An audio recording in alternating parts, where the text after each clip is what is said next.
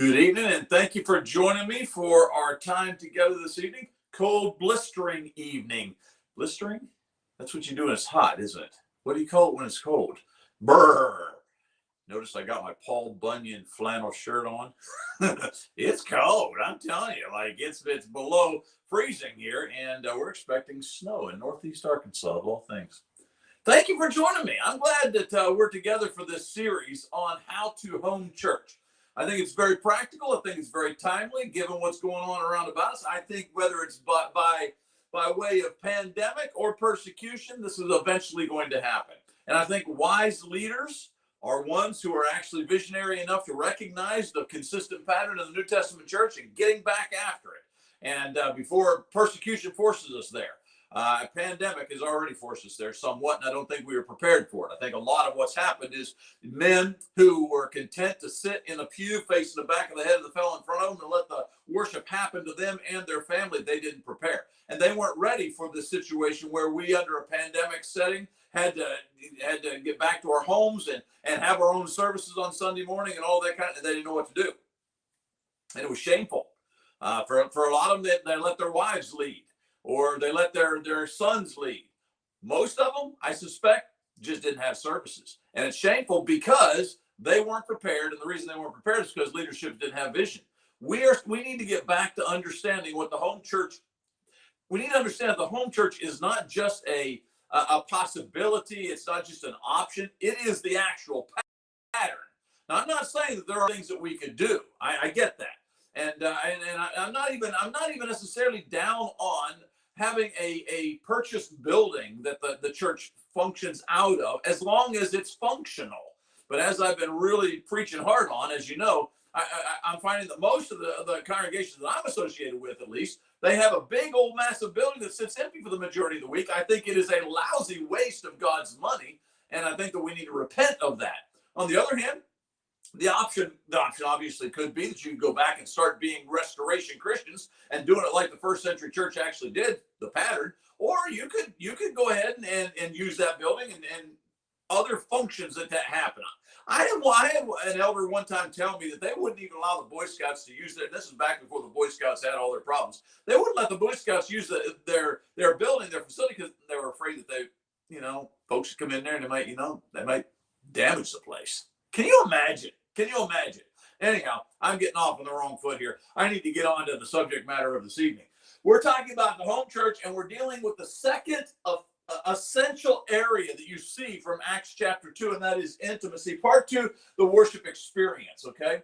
And here are the questions for the School of Biblical Studies students, so go ahead and take you a picture of that so that you'll have them as we journey through. You got 7 of them. Generally, there's 5, but anyhow, I've got 7 because it's a very important lesson. Got that? All right, here we go.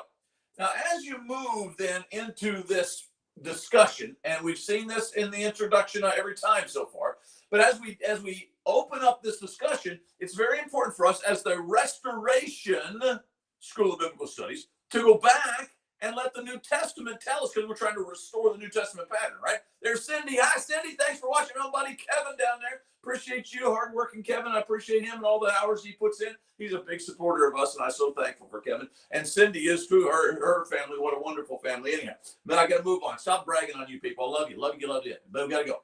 All right, so we've got this here, and we've got the New Testament pattern. It's a snapshot. This is just, it's like right after we have 3,000 baptized after the first day of the church, first gospel sermon, 3,000 baptized, so we got a church. And what does that church look like? Well, here's what it looks like. They continued in the apostles' teaching. That's leadership. They had all things in common. That's intimacy. And the Lord added to their number daily.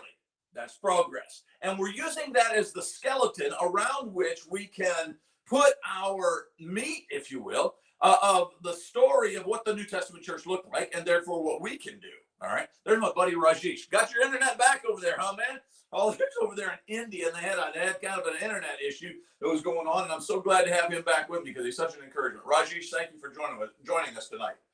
So there's the skeleton that we're trying to put our meat around as we try to discover what the New Testament church looked like, what we should be doing with regards to home churches. So this evening, I want to talk about the worship experience. Now, from an individual who came from the Church of Christ background. And, there's my mom. She's tuning in. My mom introduced me to the church way back when, I was just fresh out the womb. And one of my first memories, sometime later, but one of my first memories was going to a one-cup Church of Christ deep in the mountains of Pennsylvania, and very, very ultra-conservative Church of Christ setting, okay? So that's my background, okay? But what I'm saying, if I was a good Church of Christ preacher, one of the first things that you would expect me to say tonight is, that's okay, let's go through the list of appropriate worship. They would call it elements, the elements of worship or whatever it may be. But I'm a little bit concerned that has led us down a trail of legalism that has produced, the 5 acts of worship. You've heard sermons on that. The 5 acts of worship, almost like it's a stage show, and this act number 1, act number 2, act number 3, and you see what it does. I'm concerned about that. I think instead it ought to be an experience, and it's a fluid experience. And in this fluid experience, there's going to be a lot of variety. Frankly, I think that one week you might do one thing, and one week you might do a different thing. And there are some things that evidently the church did weekly, such as take communion, and we try to do that in the Restoration Movement. But there are other things that, for instance, I'll tell you, my little home church, one of the things we do every week is that we have the kids, and the adults for that matter, that want to, they participate in a drawing assignment. And we all try to guess what Bible story is being depicted by that drawing assignment. I like to write poetry, kind of like David, but we don't find that in the official 5 acts of worship. I just think it's important for us to recognize that worship is an experience, not a stage show. It's something that we are involved in, that you and I are supposed to be a part of, okay? And that's what I want to talk about this evening. So as we do that, then let's just go to the words of Jesus himself, because I think you're going to find in the next slide an interesting tidbit with regards to Jesus. He's talking to the woman at the well. And as he talks to her, you're going to see an emphasis in this passage on worship.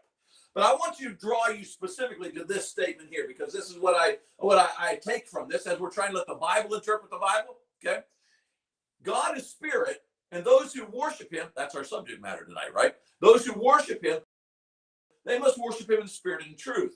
This not only tells us about worship, it tells us about intimacy, which is our second point, right?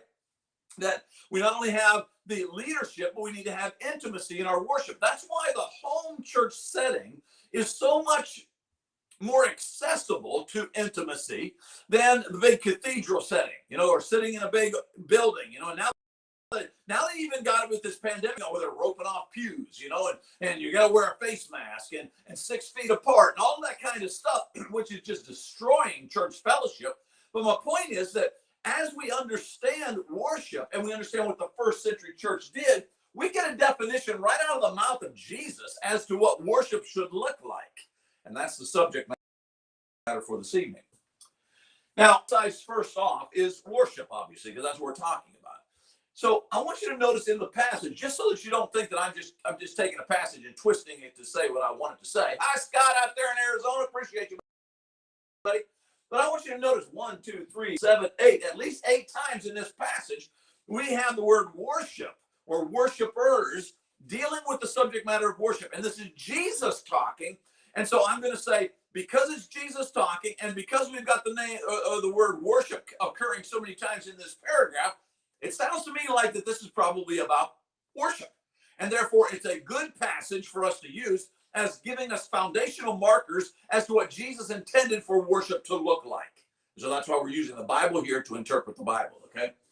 Jesus said to her, "Woman, believe me, the hour is coming when neither this mountain nor in Jerusalem you'll worship the Father." Interesting, I can't go there at this particular time, but we need to just see primarily that there's a transition happening here between these official locations, specifically the temple, and what is going to take place as far as New Testament worship is concerned.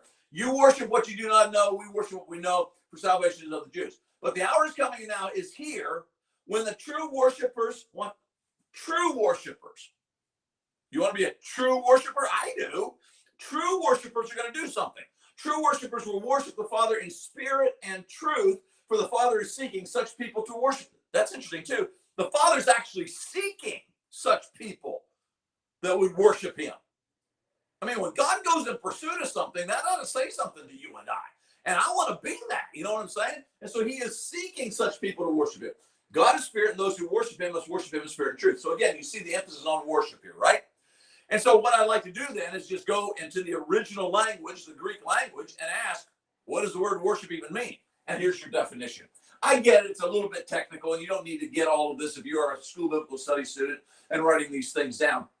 But what I would like for you to see is specifically definitions, okay? It says here, to do reverence to. That is the literal definition that comes from the Greek word that is being used here, okay? To do reverence to. That's one of the reasons that I shy away from anybody calling me Reverend Childs or Reverend Sonny or something. I try very hard. Every once in a while, people, when you want to put your name in the newspaper or whatever it may be, they'll say something, and I kind of balk at that. I really care, because I am not to be revered. You don't worship me. Please don't worship me. Remember, the apostles said, don't worship them. The angels will say, don't worship them. Study the book of Revelation. John, at one point, he bows down. He's trying to worship an angel. And he said, no, you get up. Don't be doing that to me. I'm just like you, a servant of God. We don't worship men, okay? That's one of the reasons the Restoration School of Biblical Studies is built upon not pursuing the accolades of men. I'm not trying to find some accreditation from humanity in order to pass out some degree that allows you to be called Dr. So-and-such in the faith. Now, what I want is, you're my brother, I'm your brother, you're my sister, etc. We're family, right? So we're not going to have these crazy titles. What we're going to do is we're going to recognize we don't worship each other, okay? So I'm not Reverend nothing, okay? I'm just simply a brother in Christ who's willing to get in the book and study along with you. And so as you see worship happening here, then you understand that it has to do with reverence, and therefore we don't worship each other because we don't reverence each other. We do reverence God. And that's who he's seeking. He's seeking individuals who have such a faith and a love that they reverence him. They worship him, okay? Now, what you're going to see in the bottom right here, for 2 or 3 slides here, is you're going to see what I kind of break it down into my own kind of, little brain definition. I think that worship basically is expressing reverence. But there's one thing I want you to see from this official definition here that I got, and that is, notice this little illustration.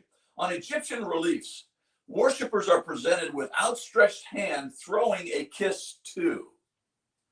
Some have defined the word worship as being to kiss toward. It's kind of like the Italians do when they eat a good spaghetti or meatball or what, so good. Well, that's kind of what it is with regards to the worship. It's one part of worship, and that is we are kissing towards heaven. God, I love you. You are so good. There's a picture I'll show you here in just a few frames that I think that you'll really appreciate, with a guy with outstretched arms as he's looking off into the sun, and you can see it's a worship picture, okay? That's the concept of worship. Now, again, let's tie it back to what our theme is, and that is home church. Why is it that home church can more easily produce, God, you're so good, than cathedral worship, sitting in a big auditorium that nobody lives in this particular building? We only visit it 2 or 3 times a week, that kind of a thing. Big open auditorium, again, facing the back of the head of the fellow in front of us. Why is that less likely to produce than sitting in somebody's living room or sitting in a circle and in a person's house and having that kind of an intimacy? I think you can answer the question for yourself. So first thing I want you to see is the emphasis on worship and what Jesus is doing here, okay? And here's the definition. My little definition is that basically worship is to express reverence, all right?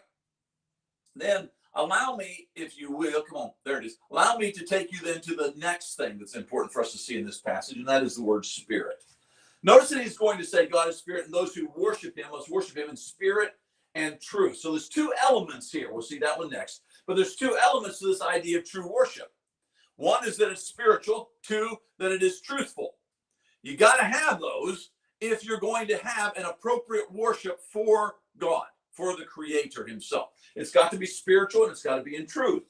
Well, this word spirit is a really interesting word. Notice again, going to the original language, what you have here, pneuma. But as you see it, wind or breath or spirit, properly, wind, breath, or spirit, the frequent meaning of pneuma. And this is the line that I thought was really, only the context, however, determines which sense or senses is being meant. I don't have time to go here, and I didn't prepare the slide, but if you go to Romans chapter 12, or excuse me, Romans chapter 8, it tells us that his Spirit testifies with our spirit that we are a child of God. In that passage, it clearly defines that God has a spirit and Sonny has a spirit. And what the spirits have to do is come together in harmony. And when that happens, there is a divine experience, a salvation experience that takes place. Peter will say in Acts chapter 2 that when a person is baptized for the forgiveness of their sins, they receive the gift of the Holy Spirit. I believe that it's at that very moment that the Spirit of God begins to unify with the Spirit of Sonny. And you notice I said begins to unify because it's a journey. I believe probably the best definition I've ever heard for the word spirit is essence. Now, it doesn't do everything. It's as close as I can get. And that is the essence of God then joins with the essence of sin. In that cooperation, there is a moment of divinity that takes place, a combination between my realm and God's realm. It's just extra, extra special. That's why I'm so down on Calvinism, because they would deny that you and I have any part to play in this, because we are, according to Calvin, we are totally depraved. Therefore, there's nothing for us to put into the equation. And yet, Romans chapter 8 clearly says that we bring to the table our spirit. And God brings to the table his spirit. And the two are combined together. That's why it's important for us to recognize this is the context that's going to determine the meaning here. Now, let's go back to this and see this then. So God is spirit. That's his essence. And if you're going to worship him, you must worship in spirit. Now, I see that as only two ways of taking it. Maybe there's more, but I only see two. So the second spirit means that I either have to become God in order to worship him, and obviously that's not the case. We can't do that. Or I have to take my spirit and focus on the spiritual realm as I unify with God's spirit. That's what I think is happening here. And so if you want to worship appropriately, you got to recognize that God is spirit. But guess what? You've got an element to your existence that's also spiritual. And so whatever worship is, you got to access that in order for you to have true worship. You've got to journey into the realm of God, and he's prepared you greatly for this by giving you your own spirit. And so we got to worship in spirit, but we don't become God. What we become is a being that is able to act. What's the word I'm looking there? Anyhow, we're able to go into the context of God in the same character, if you will, that God has. Remember, you and I are created in his what? In his image, okay? Now, there's a lot about that I think is very important, but one thing that I think is important for us to recognize is that one of the parts of the Spirit of God is that he is creative. In fact, let me take you to a passage I think that you'll appreciate with regards to this. 1 Corinthians chapter 2 says this, the Spirit, now that's God's Spirit, notice the capital S there. The Spirit searches everything, even the depths of God. For who knows a person's thought except the Spirit? Now you'll notice that that's not a capital S. Now again, the capitals are placed there because the translators are trying to indicate to us which is of God and which is of us. Okay, so but this one's of God. So the Spirit, God's Spirit, searches everything. It knows God as best as anybody can know God, because the Spirit is the essence of God. For who knows then he's going to give an illustration. Who knows a person's spirit or thoughts except the spirit of that person which is in him? Nobody knows you like you know you. In fact, I'll give you a challenge. Go to your medical doctor and sit down across the table and just be silent. Don't say a word. The doctor is eventually going to say, well, what's up? How are you feeling? And he's going to really need your input. And they may even take notes, and they may type it into the computer, etc. But what they're typing in, you tell them. Now, I get it. They can do their own research and go further, blood tests, etc., etc. But the first thing they're going to want to know is what you have to say about the situation, because nobody knows you like you know you. Well, the same thing is true of the Spirit of God. It is the essence of God. So nobody knows God like his own spirit. Well, the same thing is true of us as humans then, okay? So also no one comprehends the thoughts of God except the Spirit of God. Now, we have received not the spirit of the world, but the Spirit is from God, that we might understand the things freely given to us. We have received the Spirit of God. So we're God. No.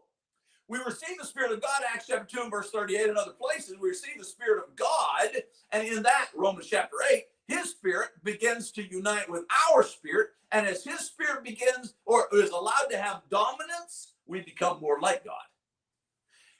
I'm going to suggest to you that the word spirit is essentially God essence. God essence. Even our spirit is partially, if you will, God essence, in that it was given to us by God. And therefore, it's craving, it desires to go back and to be unified with God. But the second part, then, as we're discussing this idea of home church and intimacy, etc., is this idea of spirit. So we have got to be like God in our worship.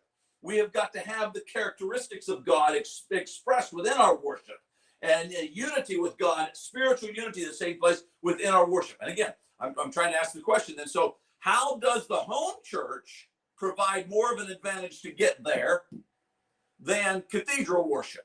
And I'm going to let you answer the question, but I think it's pretty apparent that when you go to this situation and you recognize that you're trying to be like God, that a family atmosphere is more likely to prompt that than a big mass assembly in some cold auditorium. Also, then, we're going to notice that it's not just spirit, but God is spirit. It's not just that. He wants us to worship in spirit and truth. So it's a combination, God's nature and truth. Now, I'm not suggesting that God's nature isn't truth, but in fact, you're going to see that it is here in just a moment. But I wanted you to see that what is happening really here has to do with the combination of the two. Now, let's do some definitions. So what does the word truth mean? Well, again, you got all the wordy stuff, but notice the definition. Truth means truth. I hate it with you. In fact, they told me when I was in school back in the day, you never use the word within its own definition, but they did here. But come on down here because you're going to appreciate this usage. Truth, but not merely truth as spoken, truth of idea, reality, sincerity, truth in the moral sphere, divine truth revealed to man, straightforwardness. Okay? I'm going to suggest to you, come on, where are you? There you go. I'm going to suggest to you that truth is really Jesus accuracy. Jesus accuracy. Now, the reason I'm going to say that is because of what we have here in John chapter 17 and John 14. John 17, sanctify them in the truth. Your word is truth. John 1, in the beginning was the Word. The Word is with God. The Word was God. So Jesus is the Word, right? Okay, so we got Word happening here. So the Word is truth. As you sent me into the world, I sent them into the world. And for their sake, I consecrate myself. Notice he's going to consecrate himself, set himself apart so that they may be sanctified in truth. So whatever this truth thing is, it is part of the sanctification process that we go through. And it is a gift from Jesus. According to John 1:1, it is Jesus. Come further down here. John 14:16 will go even further with that. And notice that Jesus himself is going to say, I am the way and the what? The truth. So Jesus is truth himself. He is the very embodiment. He is the personality of what truth is. And by the way, no one comes to the Father except by the truth. So you got to do it in truth. So truth is Jesus accuracy. In my own little crazy definitions. All right, Jesus accuracy. So what we've seen is that there's worship and it has to be in spirit, that is God-like in his realm, his context, spirit and accuracy, that is, again, God realm because it's Jesus accuracy, right? Okay, now, what we need to watch then as this all comes together is this. If you take this as the definition by Jesus, I think this is basically what you get with regards to what worship means in his mind. And of course, that's all that counts. Worship is expressing reverence. It's expressing reverence through two elements. Through spirit, which is God essence, and truth, which is Jesus accuracy. That's how you're going to get divine intimacy, and that's what worship is intended to be. So we have to experience God in his realm. We've got to experience God within his characteristics. And as I pointed out earlier on then, God is creative, is he not? And as a creative God, there's going to be plenty of initiative that needs to take place with regards to being creative. So you and I need to be creative. That means you can't just sit there and let it happen to you. You got to participate. Like my buddy Kevin just said in his home church will facilitate, participate. Cathedral service seems to turn worship into a spectator sport. Isn't that the truth, Kevin? I appreciate you. I think that's exactly right. And it's hard for me to say that because I've grown up my entire life. I have been part of that setting. And I'm not saying that setting necessarily is sinful or wrong unless we allow it to become a spectator sport, as my buddy Kevin just said there, okay? So we have to participate. And I'm going to run you through a list here in just a moment. But again, if you're sitting in a pew letting the guy up front conduct the whole thing, how much participation is there in that? The mutual edification, another phrase from the scriptures, that means that we do it together to edify one another. We're all involved, okay? We'll come back now to our definition. So we've got to have God's realm involved, and it's got to be accurate according to Jesus in order for that to take. Now I want to give you an illustration. I think that you'll appreciate this. Isn't that the cutest? Look at those eyelashes, little fingers, pudgy little arms. I remember holding both of my boys right after they were born. And I remember marveling at their little frame. I remember thinking about what they could become one day. And now here I am many years later, and they have become those things and fulfilled so many of my desires in my boys. I'm so thankful for them. But I remember this moment with both of them. And I remember being on the verge of tears while I'm also on the verge of elation, because I recognized my God is the only one who could do that. That's why, of course, abortion is just such a horrible, heinous thing. And we cannot support anybody who supports it. When you look at that little picture, you look at that little frame and you think about that, it leads me to this, an awe that makes you want to kiss toward. Don't you just kind of want to plant a kiss right on that little cheek or poke that little nose or whatever, just kiss? When we worship God, it's a moment that we come to such awe that I just want to kiss him. I just want to reach out and hold him. I want to touch him. I want to express, so that's the point. I want to express my awe. So I suggest to you that worship really has two parts, and we've got them here, spirit and truth. But let me put it in jargon. I don't know. You'd get a little bit better. I think the worship is basically being in awe to the point that you want to kiss toward. Now, the word truth here indicates that you need to kiss appropriately. There are some things that's not appropriate for you to do. This would not show worship to God if I went out and built a golden calf in the backyard. Okay, there's certain things he doesn't want. Okay, so you got to kiss appropriately. Okay, but to be in awe is like entering into the spirit realm and just being overwhelmed by what you're seeing. And then wanting to express yourself, but express it correctly. Again, back to the book, the study of the Revelation, which we're doing together in the School of Biblical Studies as well. But John, at one point, he becomes so overwhelmed by what he sees that he falls at the feet of an angel. What he's done is he's entered into the first level of worship, awe. But the second level is not appropriate. And the angel tells him so. Get up, don't be bowing before me. You don't worship me. Okay, it's very important that when we worship, that we worship in spirit and in accuracy or in truth, and that worship goes in God's direction, not the direction of the preacher, not the direction of the guy who's doing the song service, and whatever. It goes in the direction of God.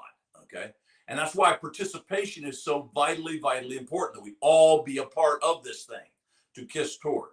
Now, let me take you to this next frame, and I'm gonna have to get my head out of the way again. This is that picture I was talking about. Does that not take you to the moment of worship? Intimate worship is an awe that makes you want to kiss toward. That's what this guy's doing, isn't it? It's just like, I'm overwhelmed by what I see. It's a sunrise, sunset, whatever it may be, fog in the valley, and he is just overwhelmed by who God is. That is worship.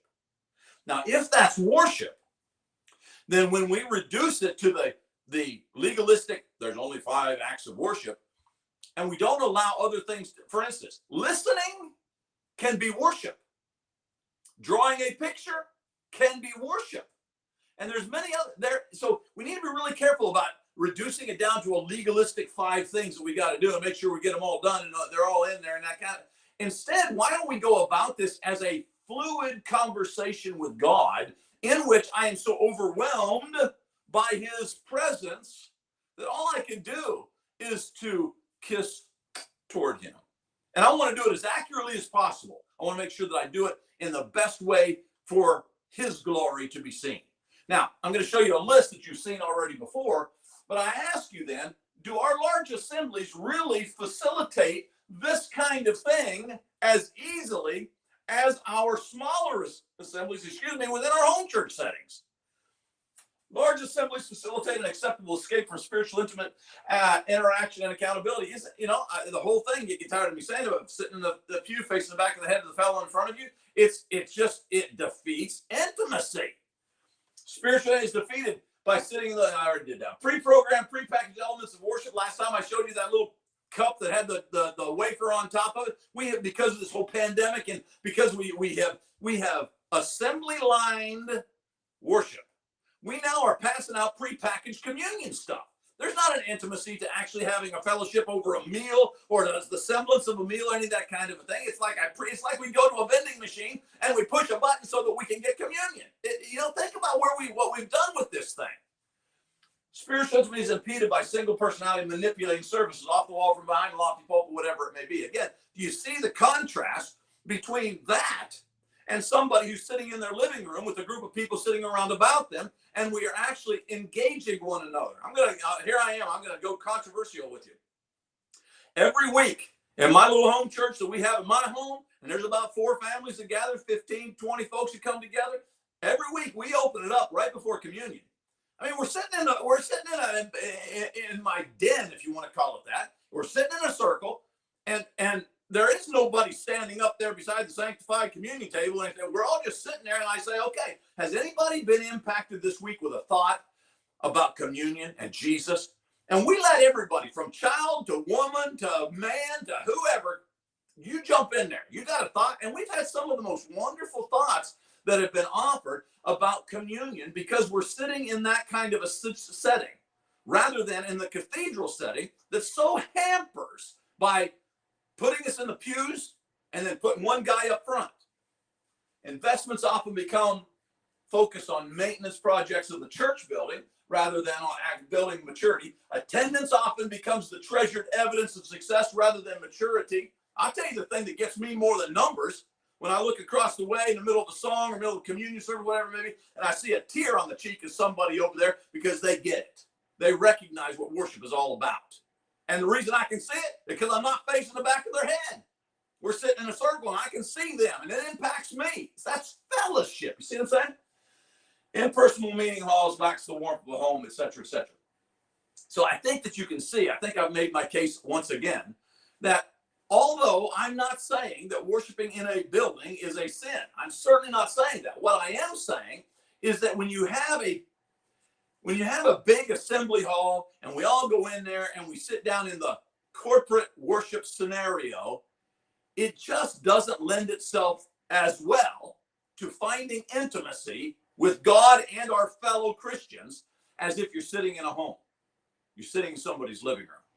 So, if the New Testament, and it does, if the New Testament primarily speaks of home church, seems like we ought to do it.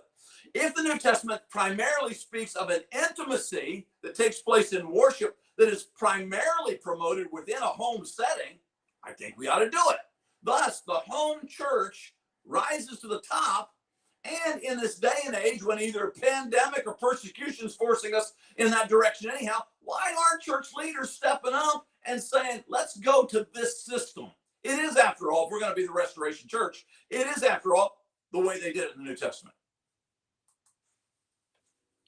So as we conclude with this second part of intimacy, the worship experience, here are the questions for the School of Biblical Studies people.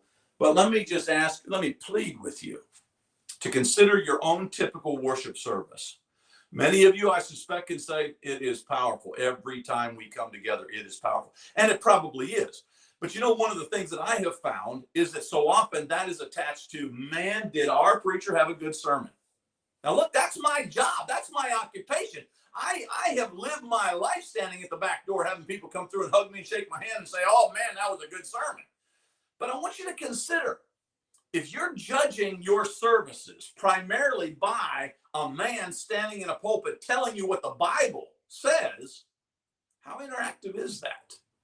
I'm not saying that it's eliminated interaction completely. But when you're sitting there being lectured to, rather than participating in, you can see how intimacy is going to wane.